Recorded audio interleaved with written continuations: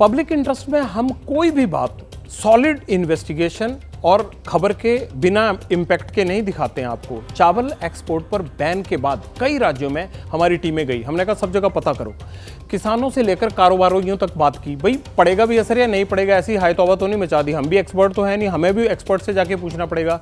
कृषि वैज्ञानिकों से भी इस फैसले के इम्पैक्ट को समझा, हमें कई चौंकाने वाली बातें चली जो आज ही हमारे लिए पहली बार थी। हम भी एग्रीकल्चर एक्सपर्ट नहीं है, उनको सुनिए।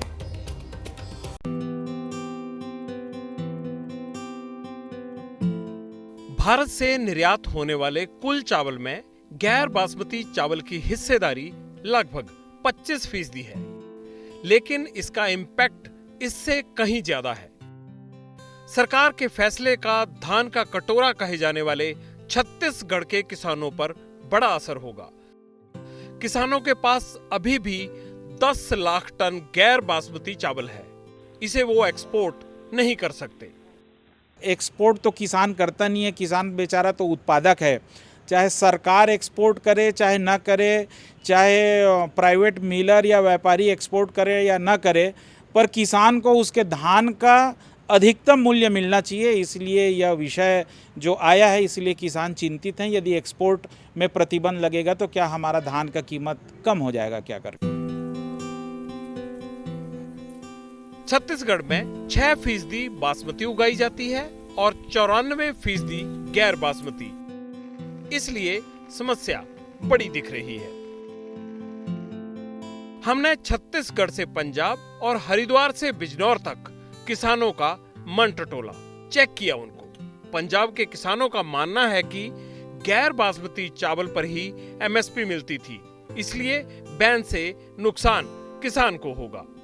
हरिद्वार के चावल कारोबारी कहते हैं कि अब दूसरे देश उन बाजारों में जाएंगे जहां साधारण चावल की किल्लत है।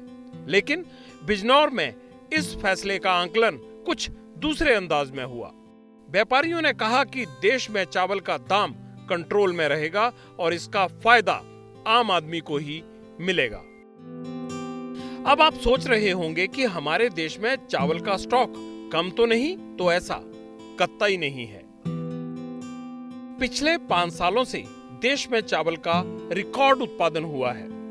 सूखे और बाढ़ के बावजूद भारत में साल 2022-23 के दौरान चावल का उत्पादन तकरीबन 1308.37 लाख टन होने का अनुमान है।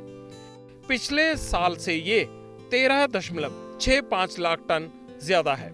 1 जुलाई तक देश में चावल का मिनिमम स्टॉक 135.4 टन निर्धारित था, जबकि हमारे पास 253 लाख टन चावल है, यानी जरूरत से लगभग डबल।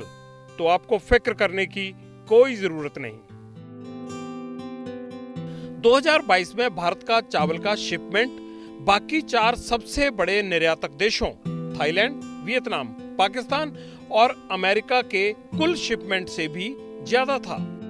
यानी ना तो भारत में चावल की किल्लत है और ना ही इंटरनेशनल मार्केट में भारत की बादशाहत को कोई खतरा है। हमें लगा कि ये फैसला भारत के फॉरेन करेंसी ट्रेड में से तो नहीं लगा सकता। एक्सपोर्ट पर बैन से हमें विदेशों से आ रहा पैसा तो नहीं घटेगा, लेकिन एक्सपर्ट ने इस उलझन को भी एक ही झटके में सुलझा दिया।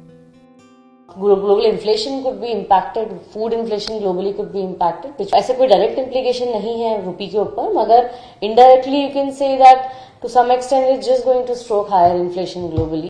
जैसे ही घड़ी का काटा दोपहर 2:30 पे आए, बबीता जी का दिल सास बहू साजिश के लिए मचल जाए। और ये है इनकी बहू, पूरे दिन ऑफिस की टेंशन हो जाए गॉन जब ये करें अपना फेवरेट शो फ्री टाइम पे ऑन। इनकी तरह आप भी देखिए अपना फेवरेट शो अपने टाइम पर और डाउनलोड कीजिए एबीपी लाइव ऐप अपने स्मार्ट टीवी पर।